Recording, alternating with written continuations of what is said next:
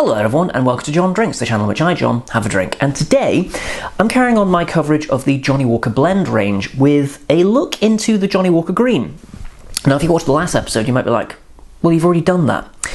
And that's true, but as fortune would have it, I managed to find this. This is a bottling before Johnnie Walker got pulled off of the market a few years ago and then subsequently reintroduced. And I've heard a few online commenters saying that they think that the older bottlings were better than the new ones. So today, we're going to do a side-by-side comparison. I've got two glasses here and they've both been left out for about 20 minutes, so they've had their breathing time.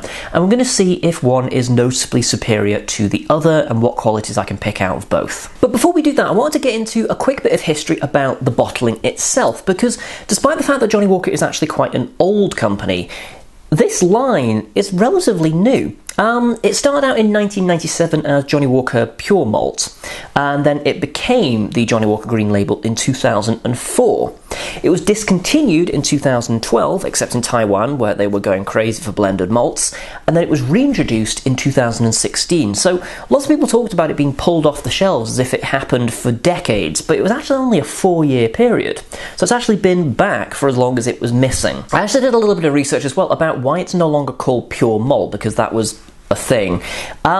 There's a full story behind it. I feel like I could do a video on it itself, but basically there was a bit of a spat a few years ago, around about 2004, with Cardew, where they introduced a product that was called Pure Malt, and basically the argument went that it was confusing because it was found that it was basically trying to trick people that it was all from Cardew, when in fact it wasn't. It was a blend of different malts from different distilleries, and so the term kind of got dropped because it was claimed to be confusing, because blended malt and single malt isn't also a little bit confusing.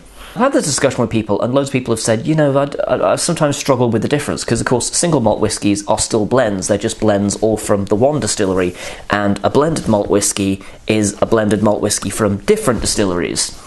I was thinking about this, and I was thinking that maybe they could take a leaf out of coffee's book, because if you ask somebody what the difference between single origin coffee and blended coffee is, they'll know straight away. We're not here for that, we're here for these two whiskies. Now, I'm not going to be putting water in them today. Main reason being that I forgot to set up water, and this has been an arse ache to get the camera set up. As you've probably noticed, everything's changed because all of my equipment decided to break today. Literally, all of it. I'm currently using a clapped out camera and an SD card I've managed to scavenge from somewhere. So yeah, interesting day. Interesting day. If you want to support my Patreon, link down below, because I think I might need some new equipment fairly soon. Although who knows, I might end up actually quite liking this angle. So, what are we going to do today? I'm going to put my research away, that's what I'm going to do. Bang. So, I'm going to start with the modern green label, which is the one closest to me, and we're going to finish with the older bottling, which is the one furthest away. There's not an exact date on this one that I could find anyway. So it could be from right before they finish bottling, or it could be a little bit older. I don't think it'll be from like 2004. It's probably like 2012 or something like that. So it's not that massively old, and it wasn't actually that expensive to get my hands on, which was fun.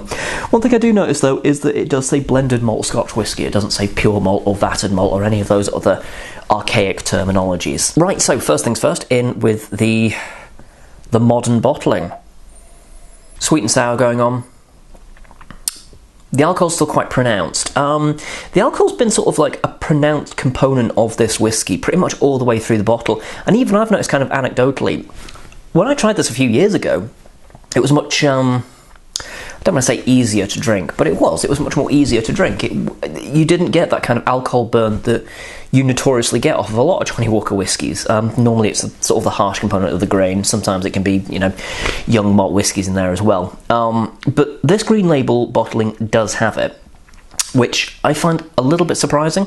But there's still plenty of flavour compounds coming through. You know, there's still plenty of the smoke, there's the sweet, the savoury, the sour. It's all kind of working in there together.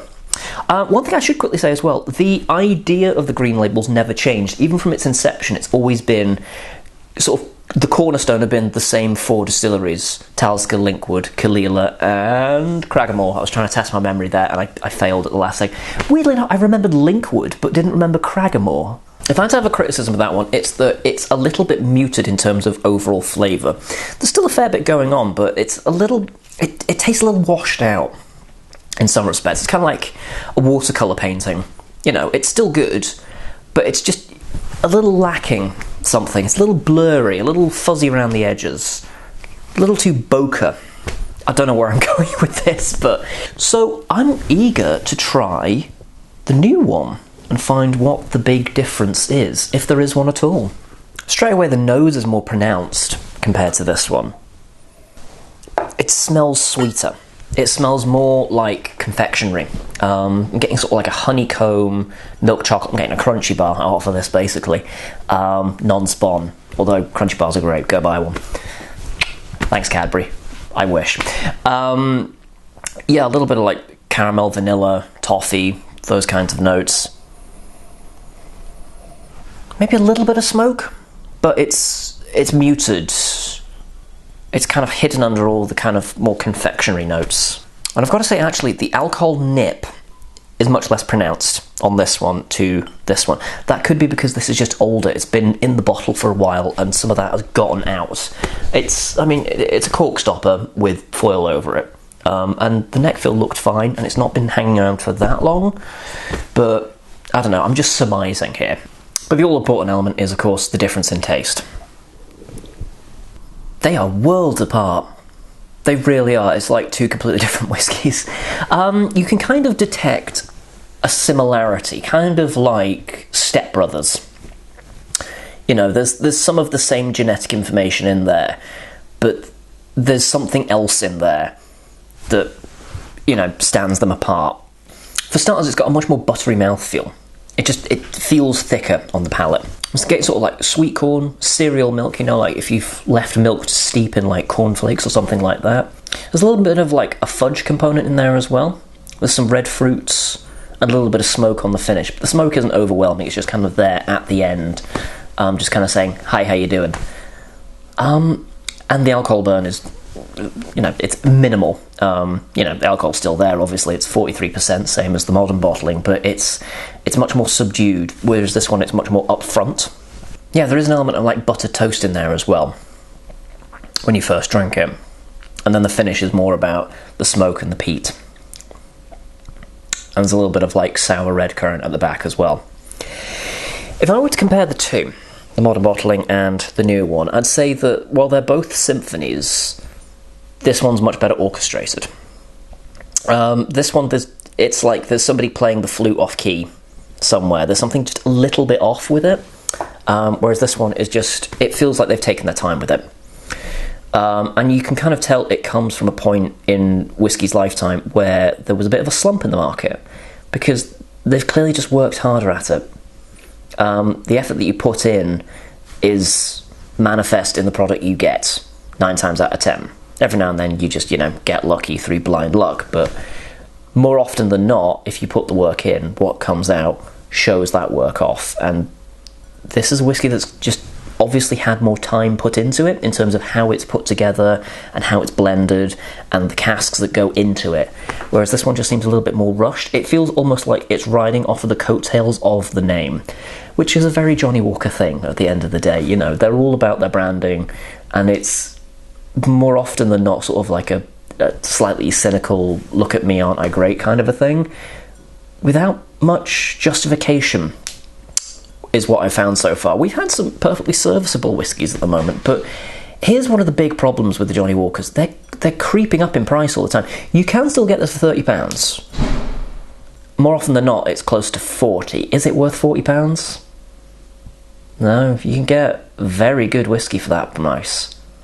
Now, I will say, it looks lovely. It comes in like a cardboard box. I don't have it here, but the actual bottle itself is a bit of a showstopper.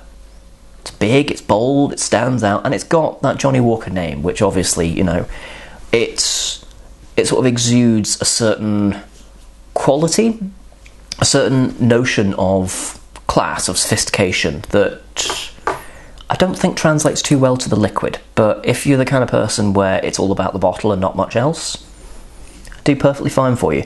But to answer a question here, was it better? Yeah. How much of that is down to the fact that it's been mellowing out in the bottle for the last few years? I couldn't tell you. Though to be fair, it's not been in there for very long.